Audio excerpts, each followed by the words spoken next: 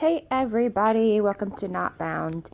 I get a lot of questions and for students who struggle with the B and the D.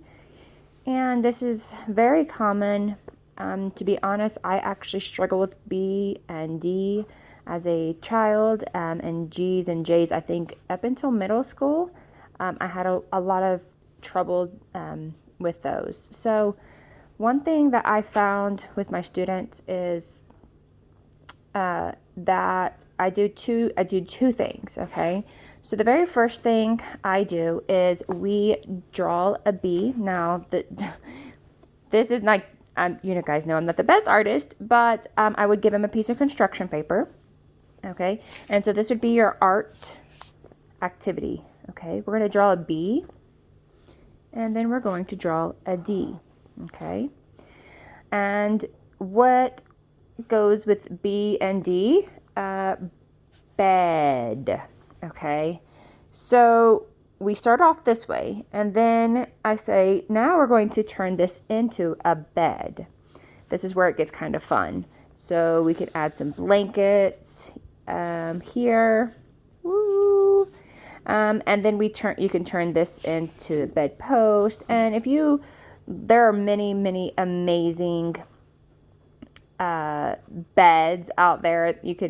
But this is really where the students get creative, what their bed looks like. So they can, they get to choose.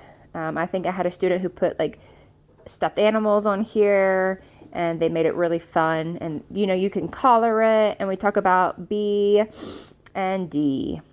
All right. B and D. All right. So from here, we have a nice visual. We're putting connection bed. So when we talk about if they come to a word and they're not sure if it's a B or D, I ask them what part, which way did it go? Now, the other thing I teach my students is the hand motions for B and D. So with this, and this worked out really well with one of my students. So I see if I can do this here. Bed.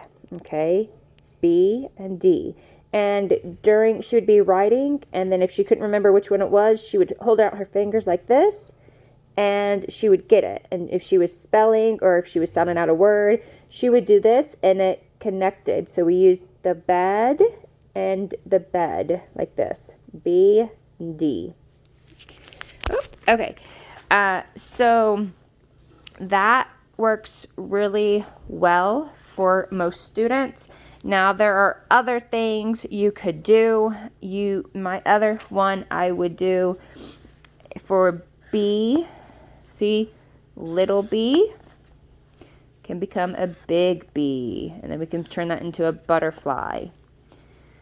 And then if you have a lowercase d, you cannot turn it into a big D. So that's another thing you can try as well. But I definitely like the hand motions. Of course, you want to do trace. Skywrite. So skywriting is when you take your arm and you write beeb, beeb, beeb, and you would do that. To get the activity moving, do it in some sand. So yeah, just a few tips here. Hopefully this helps you, and hopefully it will help your student or your child understand and help develop that. Now, it's not going to be overnight, so be sure that we work on it consistently and get them to, get creative. Ask them questions like, and can you think of another word that starts with the B sound? Can you think of another word that starts with the D sound? Excuse me. So try to ask them, engage them in conversations, and don't make it just, oh, this is a B, this is but, and that's it. Try to get them to create an idea of B, an idea of D.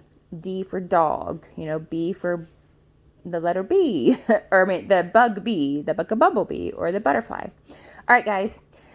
Not Bound Tutoring is out. Goodbye.